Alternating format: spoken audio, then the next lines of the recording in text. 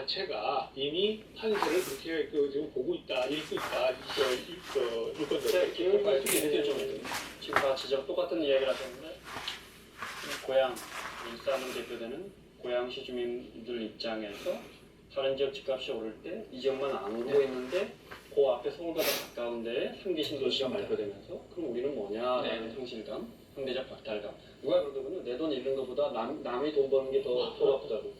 그런데 이 속상함이 진짜 지표수 안으로 들어가서 표로 연결될까요? 내가 좋아하던 내 정치 성향을 바꿀 수 있을까요? 실제로 선거 이론을 보면은 네. 포켓 밸류 보팅이라 해가지고요. 호주머니를 두텁게 하는 사람들한테 표를 찍는다고 생각을 하는 거죠. 그러다 보니까 지금 말씀하신 것처럼 자신의 그 자산 가치가 상실되는 데 대해서 분노 투표를 할 수 있는 개연성은 있는 거고요. 그건 정책과 관련된 부분이기 때문에 지금 얘기하는 만약에 우리가 저는 조사 결과를 보고 있지 못하지만 오차 범위 내에서 만약에 경합을 한다면 그건 뒤집어질 가능성이 있어요. 왜냐면 아까 제가 얘기하는 후순표 부분이 있기 때문에 다만 제가 관심 있는 그 부분은 뭐냐면 이게 지금 분당이 있는 부분인 거예요. 분당은 전통적으로 이 지금 미래통합당이 강했었던 지역이었었는데 지난 2016년도 이제 총선에서 다 이제 그 지금 더불어민주당으로 넘어온 부분들이 있거든요.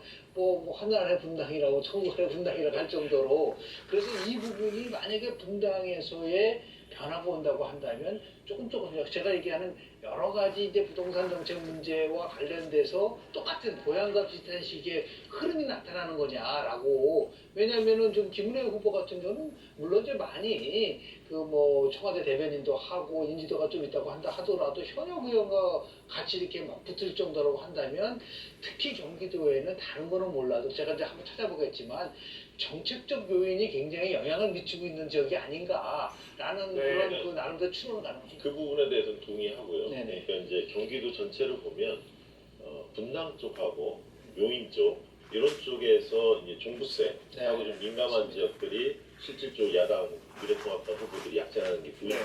그런 지적에 대해서 일부 좀 동의는 하는데 아까 이제 고향 같은 경우는 분명히 이용호 김연아 의원 붙는 지역이 박빙 지역이죠. 박빙 지역인데 정입니다.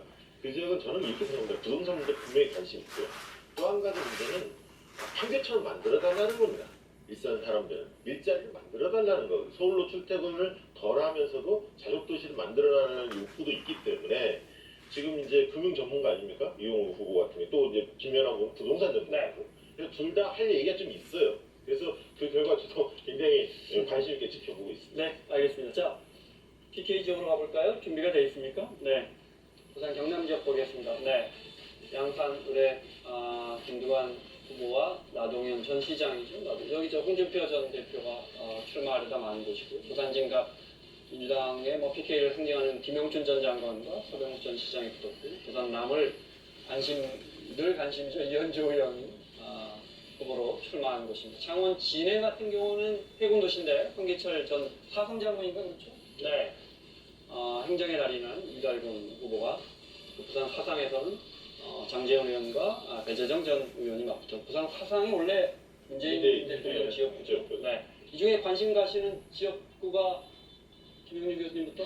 저는 성공 구도라는 말을 많이 했는데 네. 부산 진갑시 실은 그런 거예요. 김영춘, 서병수만 나왔지만 네. 무소속으로 나온 이 정근 후보가 한 10%대의 득표율을 많이 넘었다고 한다면 저는 서병수 후보한테 굉장히 불리한 여건이 형성될 수밖에 없는 부분들이 있고요. 네. 그리고 지금 보수가 나눠질 수 있죠. 보수가 나눠질 수가 있기 네. 때문에요. 대구는 김부겸, 그리고 부산은 김영춘, 그리고 경남은 김두관. 삼김이 씨는 더불어민주당의 앞으로 영남 벨트를 끌고 갈 수 있는 그러한 이제 인물이란 말을 많이 했는데 그래서 이제 김영춘 삼선에서 4선으로 갈 수 있느냐 없느냐가 굉장히 중요한 그 변수인데 서병수 후보 같은 경우는 뭐 부산시장까지 지날 정도이기 때문에 저 지역은 아마도 두 사람의 경쟁력보다는 무소속의 경쟁력이 얼마큼 더 있느냐라는 부분들이 표가 나눠지지 안 나눠지냐에 따라서 결정되는 부분들이 있어서 제가 한번 관심 있게 좀 보겠습니다. 지켜보겠습니다. 네. 말씀 저도 동의하고요.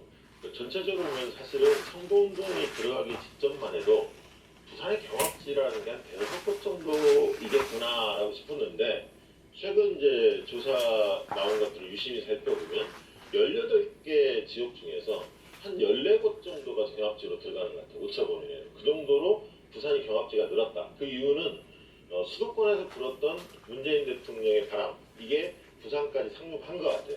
그렇지만 이제 막판에 또 견제 심리가 있기 때문에 그 둘 사이에 어떤 힘이 세느냐에 따라서 부산은 원래 이제 벨트 선거거든요. 한쪽이 먹으면 싹 먹고 이런 어떤 영향을 받고 있기 네. 때문에 부산 선거가 주목이 되는데 저는 남구를 가장 주목합니다. 박재호, 이현주. 네. 왜냐하면 박재호 의원은 굉장히 지역 주민들과 생활 밀착형 이런 어떤 관계나 스킨십 사업들을 많이 했던 후보고 네. 이현주 후보 같은 경우 굉장히 유명하지 않습니까? 보수의 아이콘, 보수 진영의 굉장히 강한 목소리를 내신 스타죠. 분이기 네. 때문에 또 전략 공천을 받았거든요. 그래서 지금 지역에서 팽팽하게 맞서고 있는데 이곳에 누가 이길지 좀 관심이 일반적으로 이제 언론은 보통 인천에서는 이번에 수도권 바람을 타고 민주당이 약진할 거고 PK 지역에서는 과거보다는 의석수를 민주당이 좀 잃지 않겠느냐가 전반적인 분석이었습니다. 네. 네. 그 부분에 대해서 네. 저는 그 분석에 좀 동의를 하는 편입니다. 예상보다 문재인 대통령에 대한 지지도가 부산에서는 그다지 크게 연결이 기대한 만큼 그 영향이 없다는 것은 아니지만 기대한 만큼 그렇게 크지는 않을 것 같다라고 하는 게 전반적인 지금 분석인 것 같고 저도 거기에 동의를 하고요. 각각의 지역에 대해서는 저는 다른 지역보다도 김영춘, 서병수 이 두 분의 지역구 그게 부산 진구갑인데 이게 이분들이 상징성이 커서 아까 우리 얘기한 것처럼 이쪽에 부산 지역의 PK 지역의 어떻게 보면 대표적 정치인의 인간에 맞붙은 대표끼리 맞붙은 그러니까 우리가 전쟁에도 하면 장수끼리 붙는 게 있고 이런 게 있지 않습니까? 이 부산 진구 가는 그런 지금 상황인 것 같고요. 또 서병수 후보가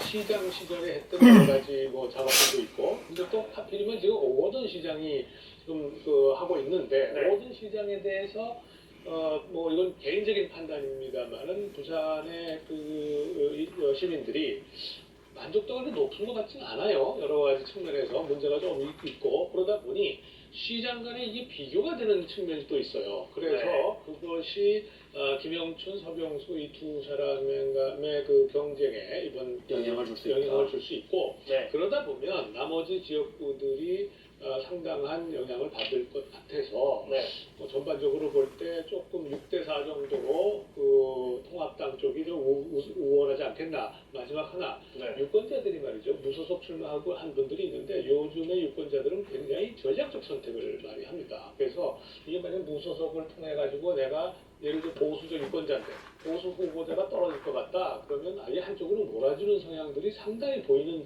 쪽들이 있어요. 그래서 그런 측면에서 저는 오히려 이 보수당 쪽이 조금 더 많이 차지하겠다 지난번보다 이렇게 생각을 합니다. 그러니까 우리 이제 총선이라고 하는 게 전반적인 분위기 그리고 그 구도 그리고 마지막 남은 게 인물이기 때문에 사실 부산 같은 경우에는 저는 막판까지 이 판세를 예측하기가 대단히 어려울 거라고 생각하거든요. 최근에 여론조사 결과 나오는 거 봐도 민주당이 조금 더 높게 지지율이 나와요. 그런데 심판론은 또 역으로 또 높게 나오거든요. 이게 지금 엇갈리는 현상이 나타나고 있기도 하고요. 지난 대선 때 문재인 대통령에 대한 지지도 역시 조금 우세하거나 이 정도로 나왔거든요. 그러니까 그게 그대로 이제 부산 지역의 일종의 이제 형질처럼 되어버린 그런 상황이기 때문에 막판에 만약에 인물론이나 이런 것까지 같이 개입됐을 경우에는 선거 결과 예측하기가 대단히 어려울 수 있겠다 이런 생각이 들고요. 그리고 이제 부산 같은 경우는 지금 현역까지 합하면 18개 중에서 6개 지역구를 갖고 있는데 그 중에서 우리가 흔히들 얘기하는 낙동강 벨트라고 하는 지역 같은 경우에는 민주당에서 조금 더 부정적으로 본다 그러면 몇 석을 잃을 가능성도 없지는 않다고 부산에서는요 아니면 부산 경남 다에서? 부산 경남 다에서 하게 되면 경남 같은 경우는 지금 김해하고 양산까지 부산이 18개 18개 중에 5개가 아니죠? 예. 자 그럼 쉽게 여쭤볼게요. 박시영 여론조사 전문가시네요. 18